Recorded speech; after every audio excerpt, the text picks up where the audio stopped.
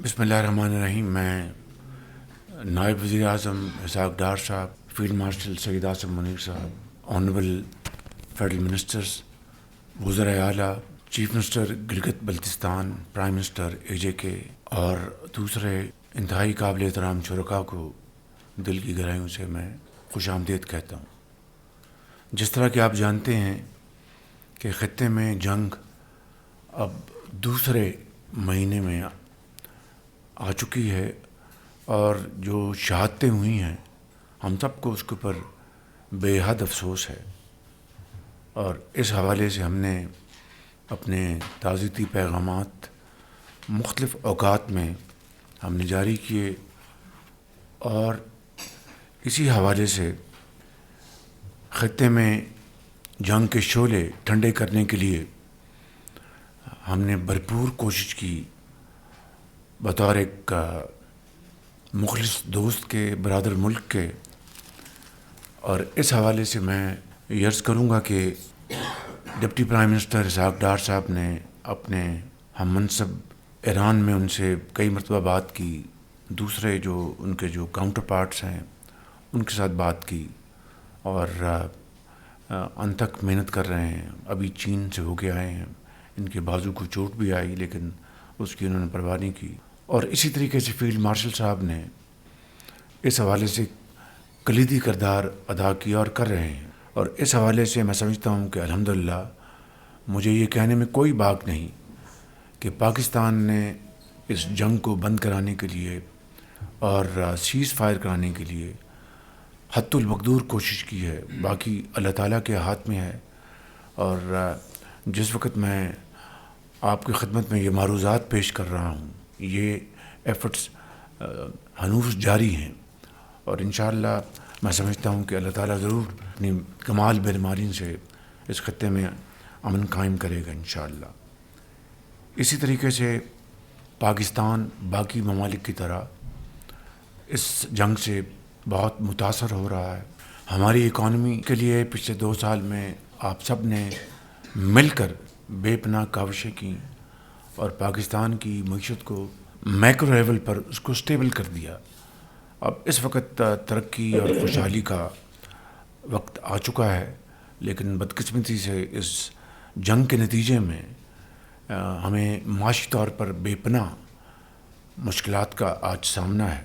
बड़ी काविशों के साथ अल्हम्दुलिल्लाह हमारे जो 2 जहाज़ खड़े थे आबनाए हुर्मुज़ में गुजरने के लिए इंतज़ार कर रहे थे, वो डिप्टी प्राइम मिनिस्टर और फील्ड मार्शल की काविशों से दोनों जहाज़ अल्हम्दुलिल्लाह वहाँ से गुज़र गए। और अभी हालिया दिनों में फिर 20 जहाज़ों का पाकिस्तानी झंडे के साथ का इंतज़ाम किया है, जो कि इंशाअल्लाह उसके लिए भी आइंदा चंद दिनों में पेशरफ्त होगी। जो ही जंग के साए मंडाने लगे मैंने यहाँ पर मीटिंग्स की और फिर हमारी टीम चारों सूबों में मोहतरम वज़राए आला से उन्होंने जाके मीटिंग्स की। लाहौर में चीफ मिनिस्टर पंजाब मरीम नवाज़ साहिबा से, सिंध में शाह साहब से, KP और बलूचिस्तान में जाके और पूरी उनको सूरत हाल की आगाही की। पहले हफ्ते हमें फिलफौर 55 रुपये पास ऑन करना पड़ा और हमने उसको इक्वेट किया डीज़ल को और पेट्रोल की कीमत को। एक की PDL हमने कम की और उसको इक्वेट करके हमने 55 रुपये के तौर पर पास किया। पाकिस्तान के मेहनती दहकान, मज़दूर, दुकानदार, उनके लिए बेपनाह एक माशी बोझ था जो कि उन्होंने एब्ज़ॉर्ब किया। अल्लाह ताला के फज़ल व करम से आपकी सबकी इज्तिमाई और भरपूर काविशों से हमने वक्त के ऊपर हमने ये सारी चीज़ों को जांचा, डिबेट किया और उसके लिए हमने इक़दामात उठाए। कैबिनेट की 2 महीने की तनख्वाह जो है वो उन्होंने वॉलंटरीली उन्होंने सरेंडर की। तेल की जो कंजम्पशन है उसमें 50% की कटौती लगाई। फिर पार्लियामेंट के मेंबर्स ने उसके लिए कंट्रीब्यूट किया और इसी तरह का 60% जो गाड़ियां हैं उनको हमने खड़ा कर दिया ताकि तेल का जो इस्तेमाल जो है वो कम से कम हो। मैं इस मामले में शुक्रगुज़ार हूँ चेयरमैन बिलावल भुट्टो साहब का भी। इन्होंने ख़ुसूसी तौर पर इसमें बड़ी दिलचस्पी ली, मेरे पास तशरीफ़ लाए, हमने इनसे भी हर चीज़ शेयर की।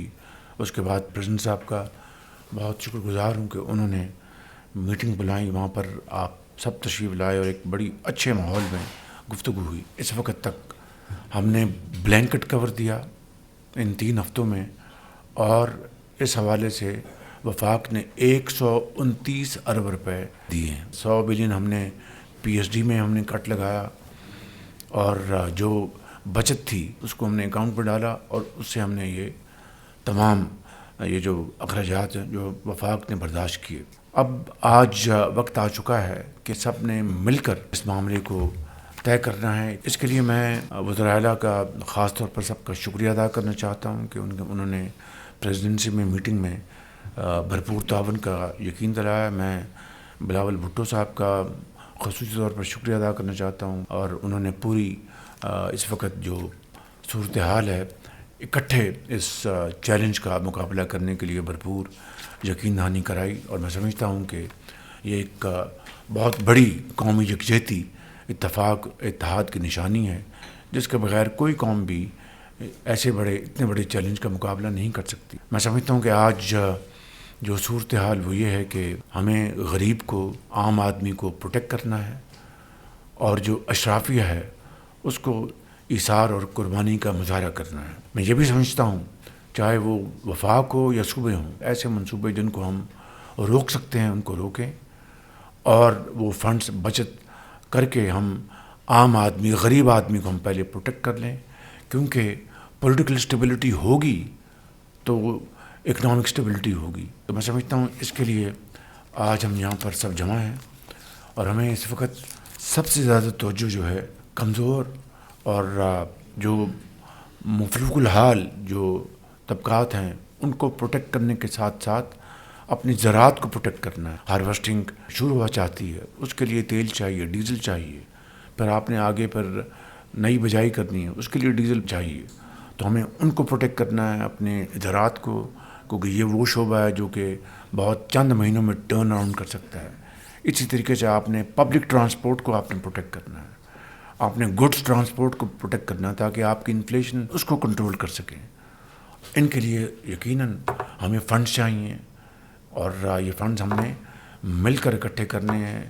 میں سمجھتا ہوں کہ ہمیں یقیناً آسٹیرٹی اور کنزرویشن کے جو میجرز ہیں ان کو ہم اڈاپٹ کر رہے ہیں، اس کو اچھی طرح امپلیمنٹ کرنا ہے تاکہ یتیم، بیوہ، غریب، مزدور جو ہے وہ اس کو ہم پروٹیکٹ کر سکیں. میں ان الفاظ کے ساتھ آپ سب کا بے حد ایک مرتبہ پھر شکریہ ادا کرتا ہوں.